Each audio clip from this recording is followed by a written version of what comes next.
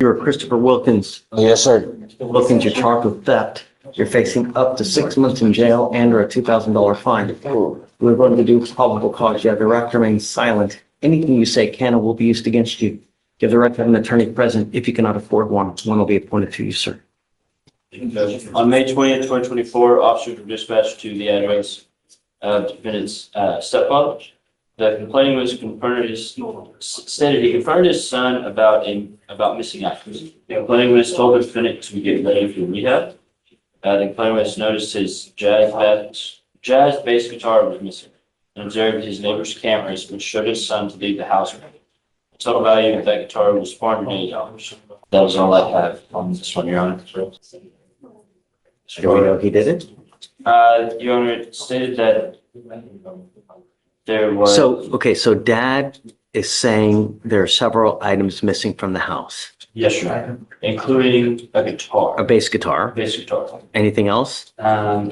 Yes. Does dad call the cops on his own son?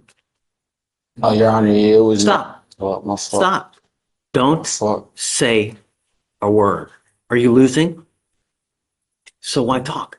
I'm not sure how the police were contacted here, Your Honor. It just says that they met and spoke with him. Another report written like it's just going through a drive-through. So, Your Honor, the only thing I would say is, she's facing the VIMs. The defendant had initially declined any of the allegations, but later told his mother that one of the items that was stolen, which was a bicycle, was later stolen from the defendant when he left it at his store. But here he's charged with a bass guitar. What the? I have a pet lizard named George. Really? Mr. Wilkins, I'm going to find that there's no probable cause to go forward in your case. This life is a very short life. And when you start racking up convictions, it really hoses you. It's really hard enough as it is as a black man in today's society. And when you start racking up convictions, especially theft convictions where you branded a thief, do you think it helps? No, it doesn't. Get into school, get some knowledge, get a degree, find something to do, and make a lot of money. That's what life's about. Not ending up in court with a theft charge. You know what I mean? If you have a drug problem, address it before it becomes a real issue and it takes a hold and grabs you by the boo-boo. You know what I mean? Plenty of people in there. We don't need any more. Please. What happened with upstairs? We're gonna go on a 15 months defer down here, and everything's gonna get resolved. They're going to dismiss that one in exchange for this one? And And the weed? Got it. Okay. You know, there's not many times that you're going to be afforded this kind of deal where they're going to dismiss a felony in exchange for a plea on a misdemeanor. So I would be very, very careful. If all this stems from self-control or usage of dope or alcohol, I mean, really, there's some people when they drink, they become the life of the party. They're happy, they're fun to be with, they crack jokes. And then there's some people that turn into the devil incarnate. If that's you, then this should be a wake-up call. If it's not, what's it going to take? 25? You're charged with two very serious offenses. You have the assault down here, you've got the assault upstairs. They're going to dismiss that felony assault in exchange for this one. You're entering into a very serious probation where it's a 15-month deferred. This is a type of agreement where if you complete it successfully, you do not end up with a conviction on your record, but it's not dismissed. If you complete it, there's no conviction, but you can't tell people it was dismissed. It's not dismissed. Just you complete it successfully, you don't end up with a conviction on your record. You need to understand that there's still an affirmative finding of family violence. You pick up another one of these, you're looking at a third-degree felony, another 2 to 10 at the penitentiary. Do you understand? You can also never own a gun or ammunition as a result of this plea bargain agreement as well. Do you understand? Is this what you want to do? You give up nearly every right known to man by entering into this agreement saying, look, I'm going to make it, and if I don't, you can put me in jail for an entire year. That's the agreement that you're entering into now. So for you to complete this successfully, you must do a batter's intervention prevention program. This is a tough one. This is a class that you have to attend once a week for 18 weeks.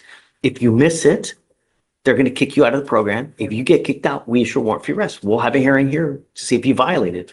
No drugs, no alcohol. You will be tested like crazy to ensure that you're not using.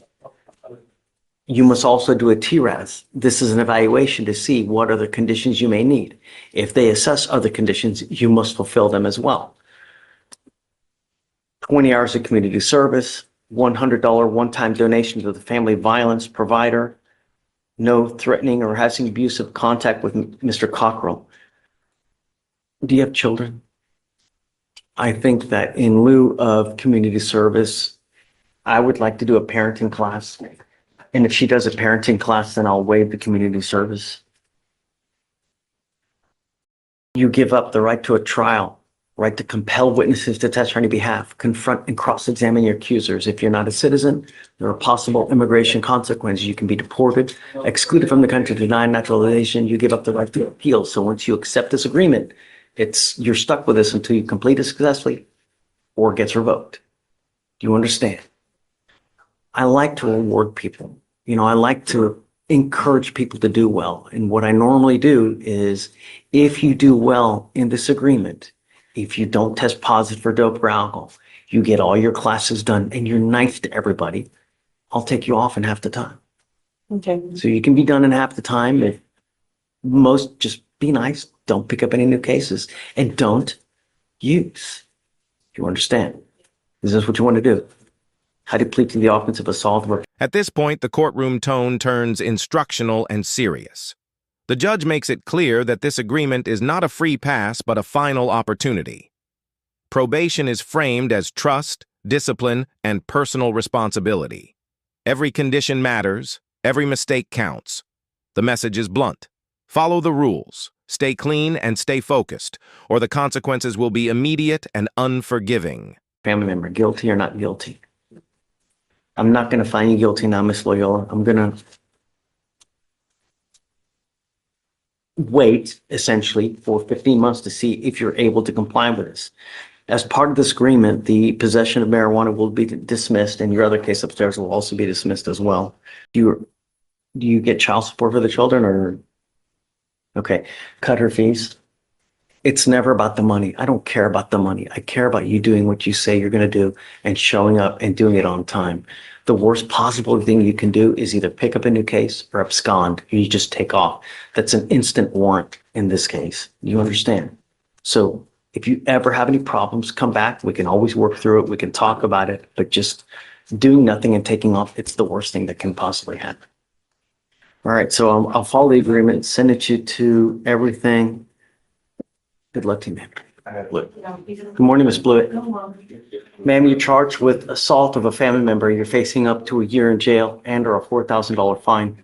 We're going to do probable cause. You have the right to remain silent. Anything you say can or will be used against you. You have the right to have an attorney present. If you cannot afford one will be appointed to you, ma'am.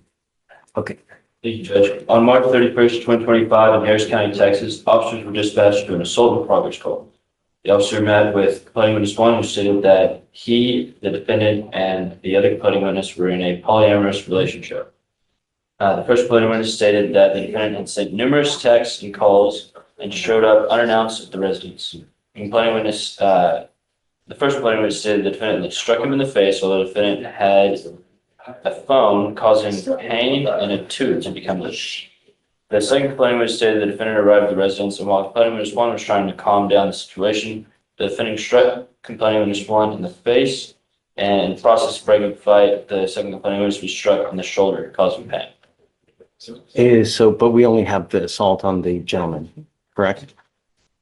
But the assault's only on the, I'm sorry, The gentleman, I believe so, you Your only Honor. got one count. Yes, Your Honor.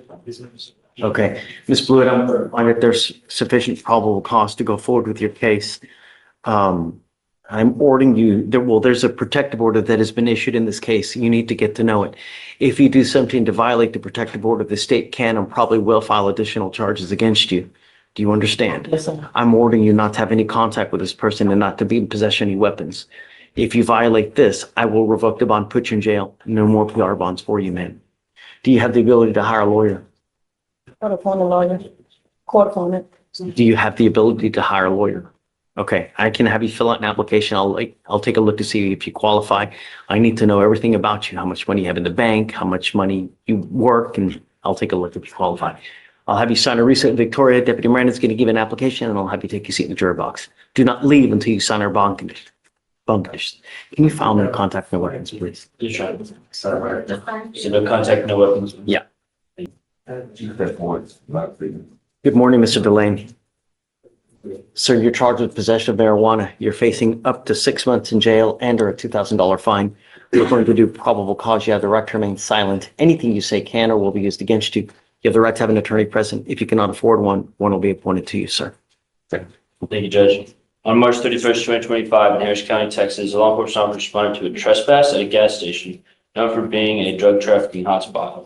Law enforcement officers witnessed surveillance footage of the defendant making multiple hand-to-hand transactions and throw something in his vehicle when the law enforcement officers originally approached the gas station. The law enforcement officers detained the defendant and approached the vehicle and witnessed 2 sacks of marijuana on the passenger floorboard area in plain view. Here, the judge shifts from punishment to purpose. Employment, sobriety, and structure become the court's priorities. The warning is unmistakable. Drifting, drug use, or excuses will lead straight back to jail. The court is offering guidance, but only if the defendant proves effort. This moment highlights how the justice system balances accountability with a narrow chance for rehabilitation. A probable cause search was carried out, and the officers identified the 2 sacks on the passenger floorboard as marijuana. The total weight of marijuana was 76.37 grams. Mr. Delaney, I'm going to find that there's sufficient probable cause to go forward with your case. I'm ordering you not to go back to this gas station. Do you understand? I'm also ordering you now not to consume alcohol, illegal drugs, unprescribed controlled medication. I'm going to randomly test you. If I find that you're using, I will put you in jail. Do you understand? Good. No more slinging. Do you understand? What do you do with yourself these days? Do you have a full-time job?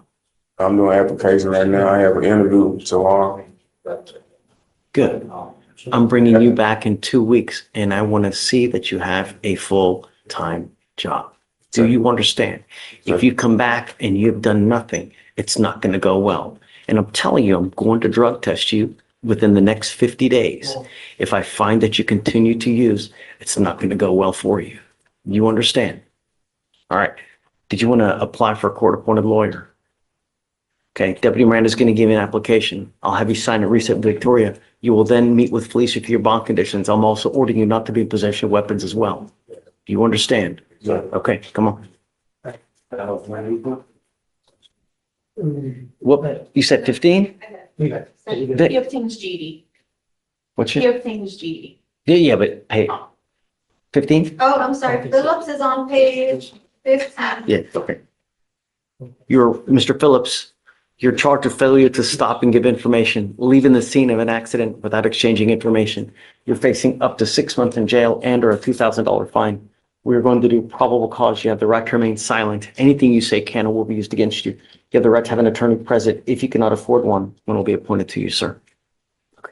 Judge, on September 1st, 2023, a law enforcement officer responded to failure to stop and give information call in Harris County, Texas.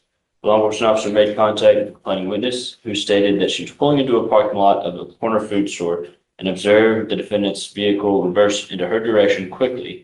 The vehicle then rammed into the rear driver's side of the complaining witness's motor vehicle. The defendant's vehicle then quickly shifted into drive and fled the parking lot. The complaining witness took a photo of the rear of the defendant's motor vehicle after the accident and provided the license plate to the law enforcement officer. Law enforcement officer found the motor vehicle registered to an address less than a mile away and traveled to that address and made contact with the defendant. The defendant stated he was at the food store with reversing out of the parking lot and struck the complaining witness. The defendant stated he fled without providing information because he did not have a driver's license.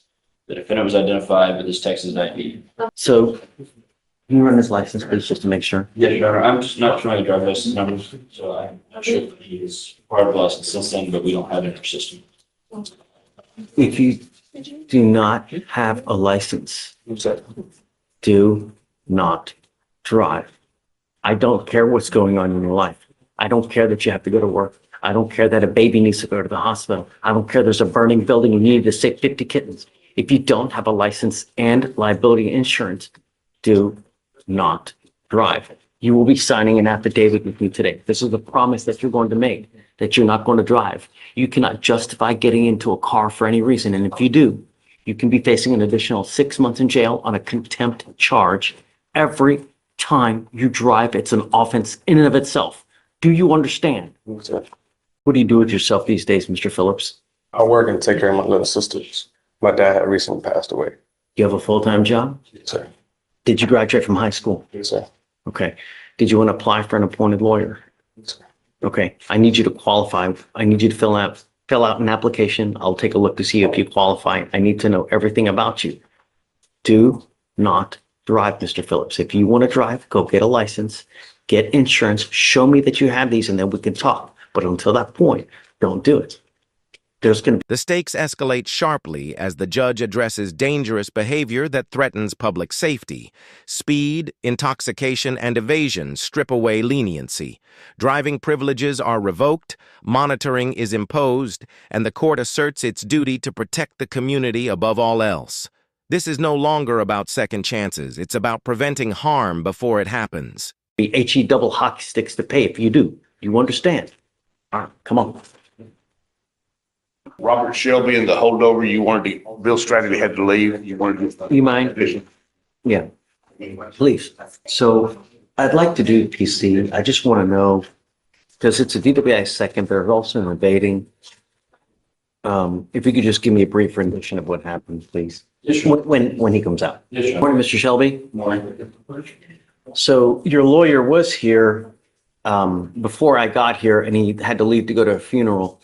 So I wasn't able at that time to do conditions, but I want to put bond conditions on you because you now stand charged with a driving while intoxicated, second offense. You're also charged with evading arrest in a motor vehicle, which that one is a third-degree felony. You're facing up to a minimum of 2 years, a maximum of 10 years in prison in the Texas in the TVCJ. So can you please give us?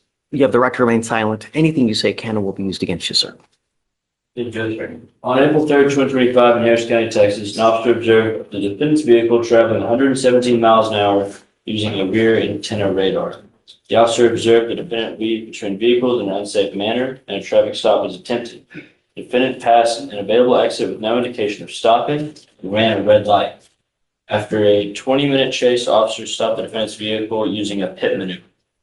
The officers moved the scene to a parking lot, and upon contact with the defendant, the officer noticed glossy eyes and bloodshot eyes with an odor. In this moment, the judge delivers a stark reality check.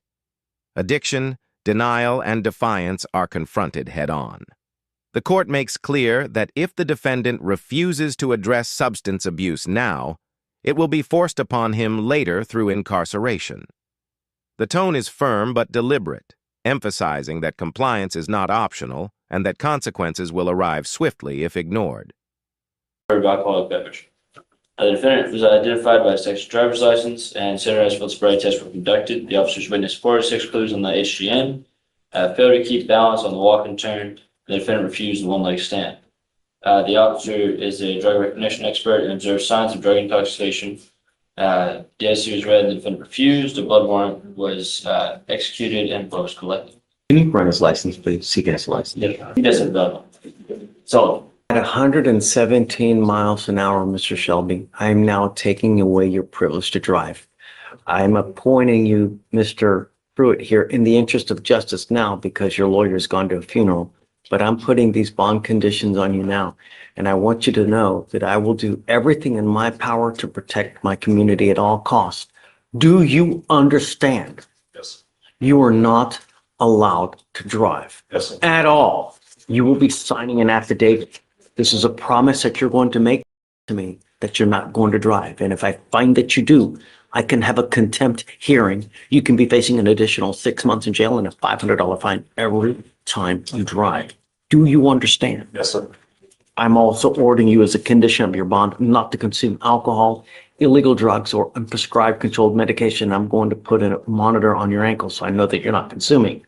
You will be tested for drugs and alcohol. If I find that you're using, likewise, I will revoke your bond and put you in jail. If you have a problem with drugs or alcohol, now is the time to address it. Because if you don't, and I see that it becomes a problem while you're on bond, I will address it for you. And I promise you're not going to like the way that I do it. Do you understand? Yes, sir. I am now sending notice to DPS that you're not allowed to drive any vehicle that's not equipped with an ignition interlock on it. Every officer in this state will know that if you're pulled over and you don't have an interlock on whatever car you're driving, they will arrest you and put you in jail. And that is a violation of your bond condition here. Do you understand? You're not allowed to drive any vehicle that doesn't have an ignition interlock on it. As it stands now, I'm taking away your privilege to drive, so you're not allowed to drive. You will get a device on your ankle so that we know that you're not consumed. So he's not required to get the interlock unless you rescind that order for him not to drive? Correct. You will get a STRAM device within 3 days. Within 3 days of your release, you will be required to get a STRAM device. And if you fail to do it, then your bond is going to be revoked. As it stands now, you haven't made bond on the DWI in your felony case. That's why you're still being held now. That's a scram device. It's a device that goes on your ankle so that we detect through perspiration whether you Yeah. are consuming. Drugs. All right. I just wanted to bring you out to give you notice of the condition that we're placing forth on you now. All right? Okay. All right. So we need him to sign this and then sign with Felicia and then. Thank you. All right. Thank you so much, Carl. I appreciate it. You sure you want to do this? As we talked about probation, we talked about the You different have no choices they have. convictions. You have no as far as I see, no convictions. Now, after today, you're going to end up with a conviction on your record. From now on, you're looking at 90 days in jail for any new cases that you pick up, you know? Yeah, the choice is, you can get the defer, you can get the probation that we talked about, but you decided to do the time. When you plead guilty to something, it goes on your record and it stays there for the rest of your life. You can never take it off. And it will affect you when you try to get a job, try to buy a house, try to get a car, a loan for something, try to get an apartment. So that's what I'm saying. I mean, you're old enough to know that. I was lost when you was like 90 days at the. No, I was lost because. No, what I'm saying, you pick up anything else in the future from now on, it's a minimum of 90 days if you take this deal, because they can enhance your punishment to a minimum of 90 days in the future. You're not getting that as a time served deal. The I'm judge served here, but what I'm saying is, you don't want to defer to try to keep it off? You just, Sir, if you look at the computer, I've been in TDCJ before. It don't matter. It don't matter. That's, I'm just gonna be That's like honest a- with you. It don't matter. I don't see, I only get access to Harris County because I can't get them to give me access to anything else anyway. I So, understand, but I can tell you, and Okay. I had my time, I done did my lesson. So if time served, I don't have to go to jail. I don't have to look over my shoulder. That's fine with me. I walk a straight line. That just was a unfortunate happen with my property. you're charged with resisting arrest. You're facing up to a year in jail and or a $4,000 fine. You've worked out an agreement where they're offering you 3 days in jail with credit for the 2 days that you've done. Like I said, this is going to go on your record. It'll be there for the rest of your life. You're giving up a lot of rights by entering into this agreement. You give up the right to a trial, right to compel witnesses to testify on your behalf, confront and cross-examine your accusers. If you're not a citizen, there are possible immigration consequences. You can be deported, excluded from the country, denied naturalization. You give up the right to appeal. So once you plead guilty, that's it. I understand. This is what you want to do.